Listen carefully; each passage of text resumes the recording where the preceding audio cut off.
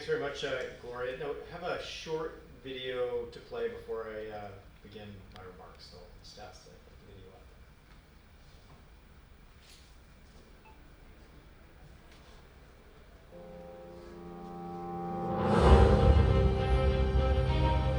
Mining is so long term, so you have to think long term.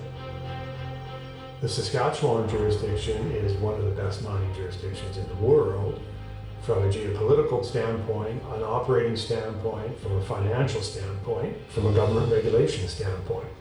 Saskatchewan is very well regarded around the world as a stable jurisdiction, stable government, good infrastructure, good educational system that puts up good quality workers. The drive for results and the drive for action of this population here makes it a unique place to invest. We're building a rare earth hub here in Saskatchewan, not just for Saskatchewan and Canada, but for North America as a whole. Saskatchewan is really well placed in terms of rail, road and other infrastructure that supports the marketing and the distribution of commodities and resources from this area. We're blessed here in Saskatchewan to have one of the world's greatest potash deposits. You got great people, you got a great deposit. What else can you ask for? Saskatchewan offers that infrastructure where you can produce a very good quality product. We see a unique opportunity here in Saskatchewan to actually showcase what can be done from a sustainability perspective. We see a growing recognition of the role that nuclear needs to play in fighting climate change and meet the need of the utility companies for generating clean power. We have the highest grade uranium deposits in the world. That makes it very unique from uranium mining and processing point of view. We do it in a very sustainable manner with a focus on looking after the environment and involving local communities. Canada, and in particular Saskatchewan, is a very safe environment in which global markets can look for the source of their key commodities.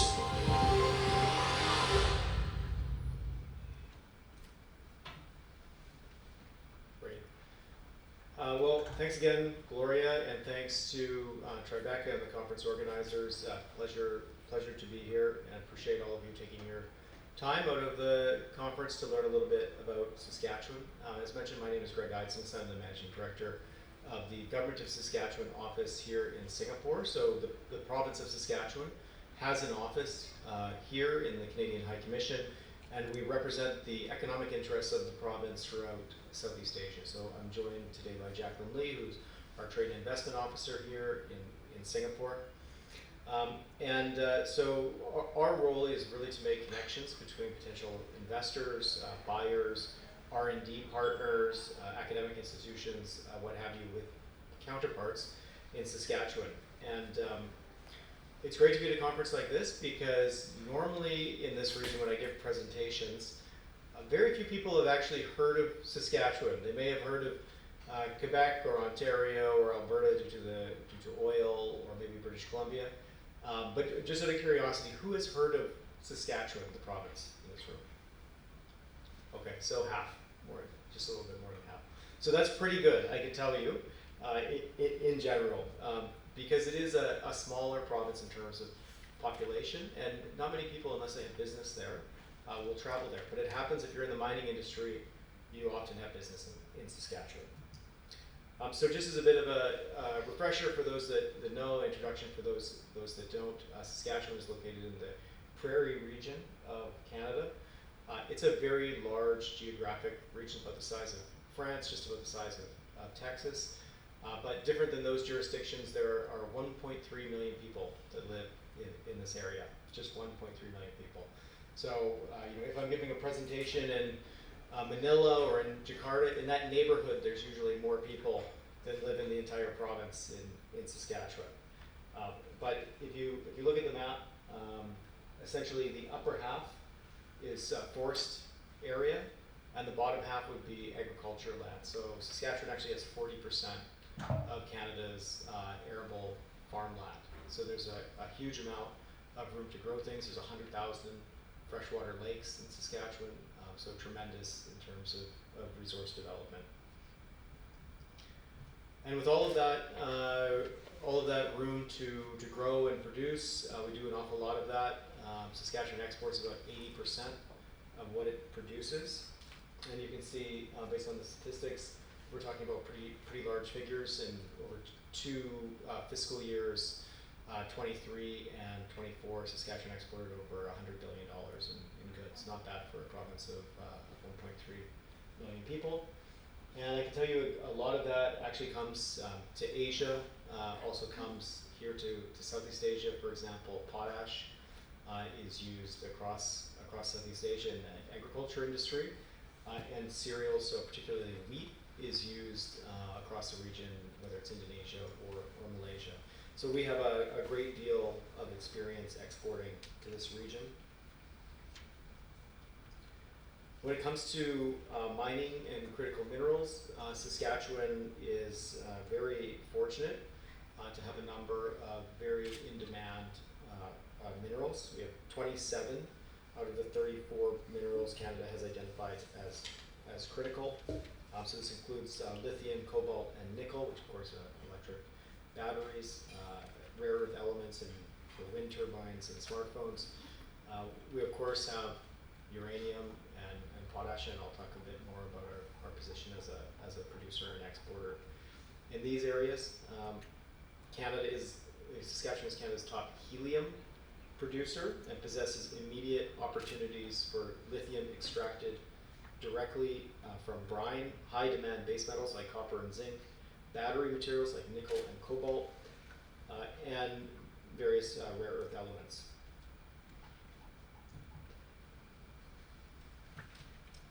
So in terms of the province itself and ease of doing business, this is obviously very important for investors to consider. Saskatchewan is generally ranked in the top 3 for making investments in the mining economy. I've had a few conversations actually this morning about what is the mood in Saskatchewan and in Canada when it comes to resource development, extractive industries. And I can tell you there's probably very few or no jurisdictions in the world where the general sentiment of the population is positive, is so positive as compared to Saskatchewan when it comes to development of natural resources. Companies generally have a very straightforward process in terms of getting the various licenses and permits, but also social license to operate in what can be challenging circumstances in other jurisdictions.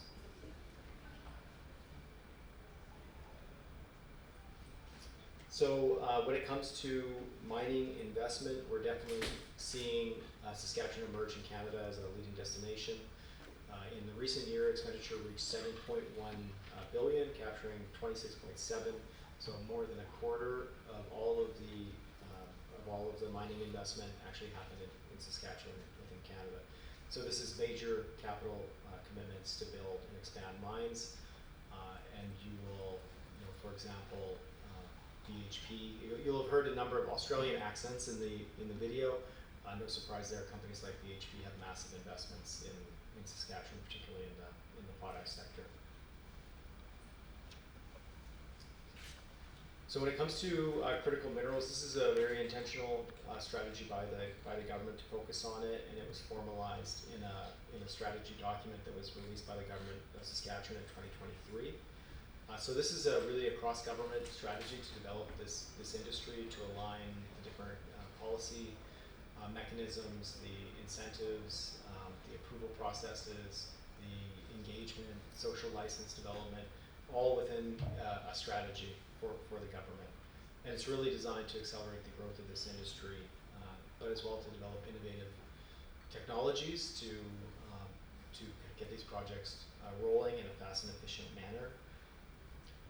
And so, in terms of the actual goals for the strategy, they're quite specific. They're to increase Saskatchewan's share of exploration to 15%, to double the number of distinct critical minerals that are being commercially produced in the province, to grow the volumes of potash, uranium, and helium, and we're certainly seeing that play out over the past years, and to establish it as a rare earth element hub for North America.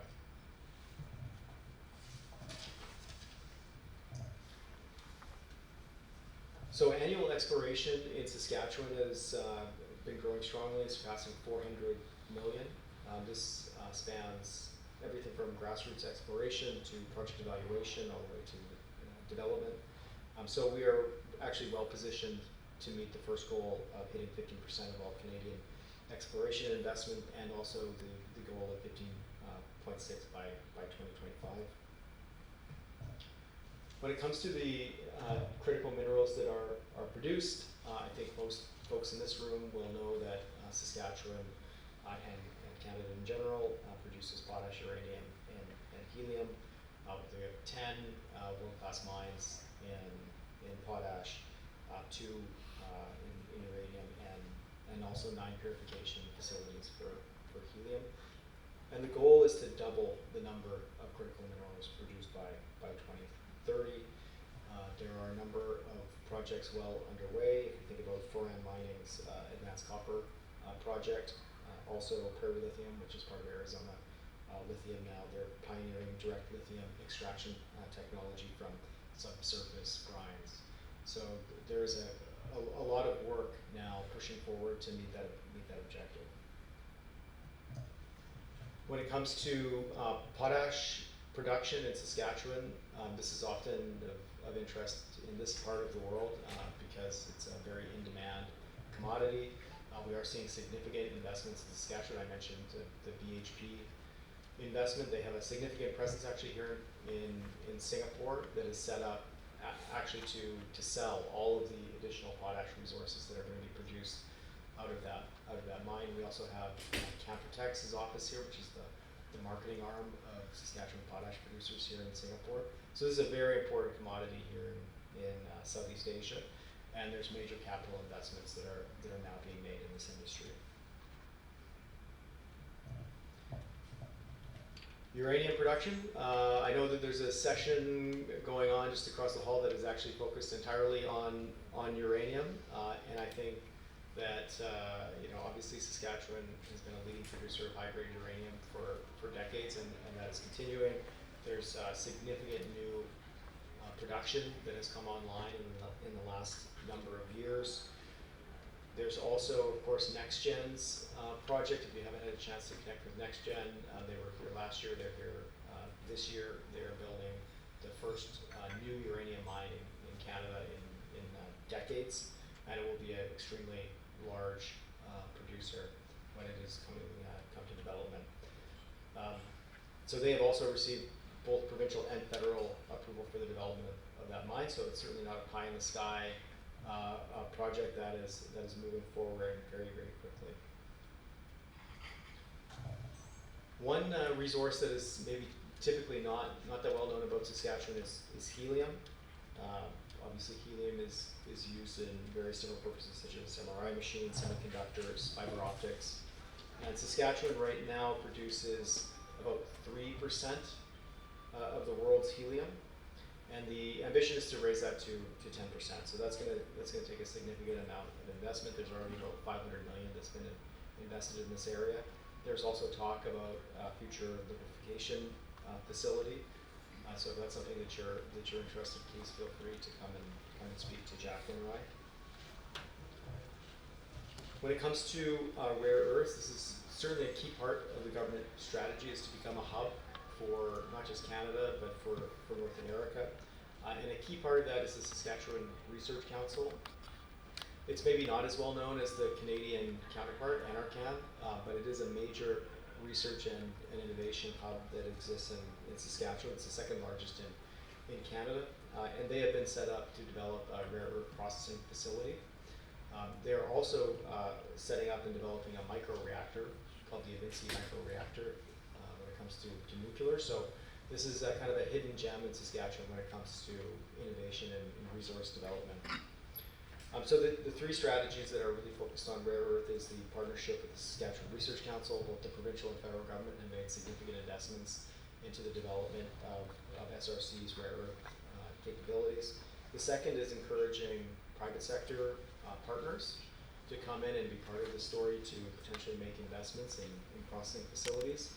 And I think the key here is that the government has agreed that they will play a role in de-risking some of these projects, and so they're looking for private sector partners now that the SRC facility has kind of moved down the line into full production. That now is the right time for the private sector to get involved in this project.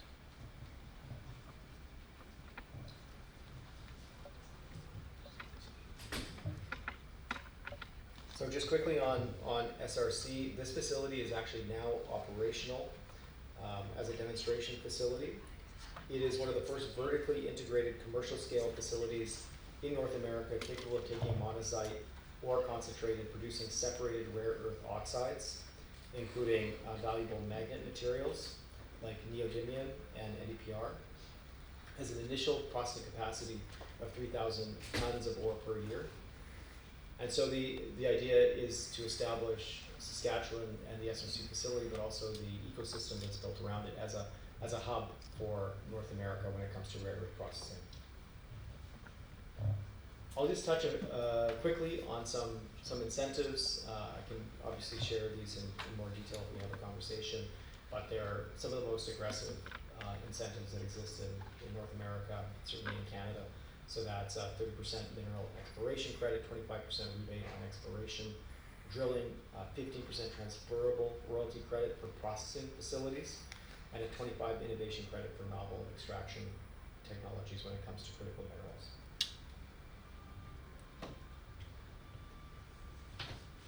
I won't go into each of these in too much detail, but just to say that, for example, most of these credits are additive onto federal credits, so they're usually both federal government credits and also the provincial equivalents, and these add on top of it. They don't replace them.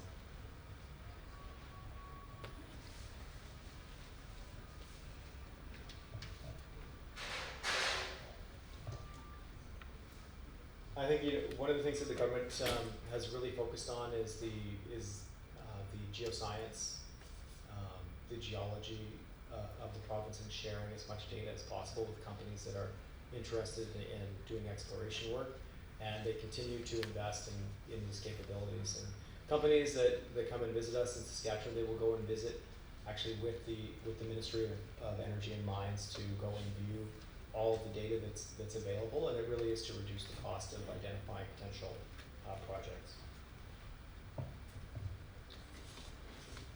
So I will leave it there. I mean, Saskatchewan is extremely well known for its potash and uranium resources, as well as helium, but there's a whole other areas of work taking place when it comes to rare earth elements and other critical minerals that we're happy to talk about if you are interested in that. So please feel free to come and speak with Jacqueline or I if you have interest. Thanks very much.